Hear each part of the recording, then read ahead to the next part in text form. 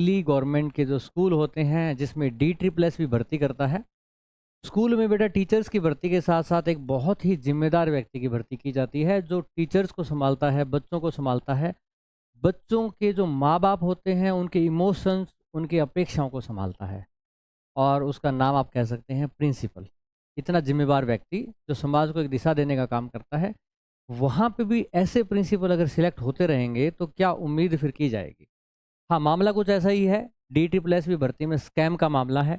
इसमें fake EVS certificate, ठीक है, EWS certificate, EWS economically weaker section जो होते हैं, जिनको हम आमतौर पर कहते हैं आर्थिक रूप से जो कमज़ोर होते हैं, ठीक है, उनका यह आरक्षण 10% का स्टार्ट किया गया था। और उसका ऐसा फ़ायदा उठाया जाएगा किसी ने सोचा नहीं था उस टाइम। और ये बहुत जगह बहुत सारी भर्तियों में चल रहा है। अगर सही से जांच की जाए तो इसमें बहुत सारे केसेस सामने आ सकते हैं, जिसमें बहुत अच्छे खासे खाते पीते घर के लोग होते हैं, वो ईडब्ल्यूएस सर्टिफिकेट पटवारी या किसी न किसी और अधिकारी को देकर कुछ मिलीभगत से बनवा लेते हैं। ऐसा ही मामला बेटा कोर्ट में गया है, दिल्ली हाई कोर्ट में। क्या उनकी नौकरी का रहेगा, ये देखते हैं। अभी अगर हम बेटा बात करें इसमें, ठीक है, तो एक आपको न्यूज़ देखने को मिलेगी। हाँ, न्यूज़ क्या है, जो बेंच है जस्टिस चंद्र शर्मा और जस्टिस संजीव नरूला, बेंच कहाँ की है बेटा, दिल्ली हाई कोर्ट की बेंच है। तो दिल्ली हाई कोर्ट के अंदर ये पेटिशन डाली गई है कि ऐसे बहुत सारे प्रिंसिपल हैं जो ईडब्ल्यूएस का फेक सर्टिफिकेट लगाकर ईडब्ल्यूएस की कट ऑफ पास कर गए। अगर उनके पास ईडब्ल्यूएस ना होता तो वो यूआर में जाते, यूआर की कट ऑफ पास ना कर पाते, तो वो फेल हो जाते। वो फेल हो जाते जो जेनुअन गरीब लोग हैं, जेनुअन जिनका ईडब्ल्यूएस सर्टिफिकेट है, जिनके इनसे थोड़े से नंबर कम थे, वो आ जाते कम से कम, ठीक है ना। तो वो ईडब्ल्यूएस इनसे थोड़े बाहर हो गए। तो यही ईडब्ल्यूएस सर्टिफिकेट के मामले के कारण इनका सिलेक्शन वहाँ पे हो गया। अच्छी खासी सैलरी ले रहे हैं, ठीक है ना।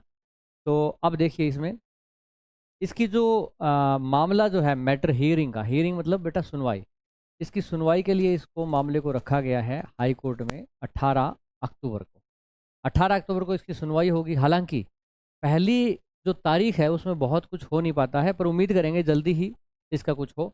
35 गवर्नमेंट स्कूल प्रिंसिपल का मामला है ये, ठीक है।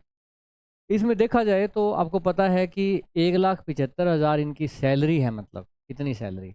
और अगर कहा जा रहा है कि अगर ये परमानेंट हो गए तो फिर जांच का प्रोसीजर और मुश्किल हो जाएगा, क्योंकि 2 साल का प्रोबेशन पीरियड होता है, उसमें निकालना बहुत ज़्यादा आसान होता है गवर्नमेंट एम्प्लॉय को। और 2 साल का प्रोबेशन पूरा होने के बाद आपकी चार्जशीट वगैरह इतनी कॉम्प्लेक्स हो जाती है कि गवर्नमेंट एम्प्लॉय को लगाना जितना आसान मुश्किल होता है, उससे ज़्यादा मुश्किल निकालना हो जाता है। तो इसलिए ये है कि जल्दी से जल्दी इसकी जांच होके इनको निकाला जाए, ताकि जो लोग वाकई डिजर्व करते हैं, कैंडिडेट जिनको हक है नौकरी पाने का, जो वाकई ही गरीब हैं, ईडब्ल्यूएस के कोटे में आते हैं, उनको मौका मिले, ठीक है। तो बेटा ऐसी चीज़ों के बारे में अवेयर रहना चाहिए। मैं अक्सर छोटा होता था तो देखा करता था कि बिल्कुल ही निहायती जिसको कुछ नहीं आता वो बंदा टीचर लग जाता था। ऐसा मैंने देखा है, देखते हुए बड़ा हुआ हूँ। पर आजकल अवेयरनेस इंटरनेट के माध्यम से इतनी फैल गई है, आपको जानकारियाँ हैं, आपके सामने कोई भी कैसा ऐसा केस आता है बेटा, कम से कम चर्चा कीजिए। चर्चा कीजिए, बात एक के पास पहुंचेगी, दो के पास पहुंचेगी, वो बात अफवाह बनेगी, घूमेगी। कहीं ना कहीं कोई ऐसा वकील बेचारा होगा जिसने फ्री में ये केस डाला है। तो पीआईएल मतलब पब्लिक की तरफ से ये इंटीग्रेशन डाली गई है, litigation, public interest litigation, public interest में। तो ऐसा कोई ना कोई वकील डाल देगा, आगे आएगा, पर उस तक बात तो पहुँचे। तो इसलिए कोई भी मुद्दा उसको दबाइए मत, उसको उठाइए, आपस में चर्चा कीजिए, शोर शराबे से नहीं, आंदोलन से नहीं, पार्कों में नहीं, आपस में चाय पे बात कीजिए, कहीं मिले वहाँ बात कीजिए, इंटरनेट पे बात कीजिए, व्हाट्सएप पे डालिए, फेसबुक पे डालिए। जहाँ भी आपको लगता है आपका नाम बदनाम होगा, ऐसा मत कीजिए। लगाइए फेसबुक पे स्टेटस कि ऐसा ऐसा मुझे ऐसा लग रहा है, पर लगाते वक्त ये ध्यान जरूर रखना है, आप आरोप बेबुनियाद नहीं लगा सकते। उसको भाषा को थोड़ा सा ऐसा प्रयोग करना है कि ऐसा सुनने में आया है, वहाँ ये सुनने को मिला था, उस न्यूज़पेपर की कटिंग थी, ऐसा लगाइए, या कटिंग ही डाल दीजिए। अपनी तरफ से दिया गया कोई बयान किसी भी विभाग के ऊपर, किसी टीचर के ऊपर आपके खिलाफ एक और मुकदमा खोल सकता है मानहानि का। तरीके से करना है आपने, पर इसको अवेयर कीजिए, अवेयर रहिए, ठीक है।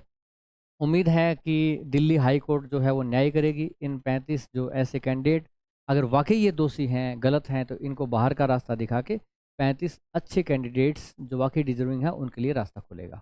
ऐसी न्यूज़ अपडेट बेटा आप यहाँ पे पाते रहें शिक्षा से संबंधित। इसके लिए आप मनु राठी यूट्यूब चैनल को सब्सक्राइब कर सकते हैं। और आगे भी ऐसी न्यूज़ हम लाते रहेंगे। All the best.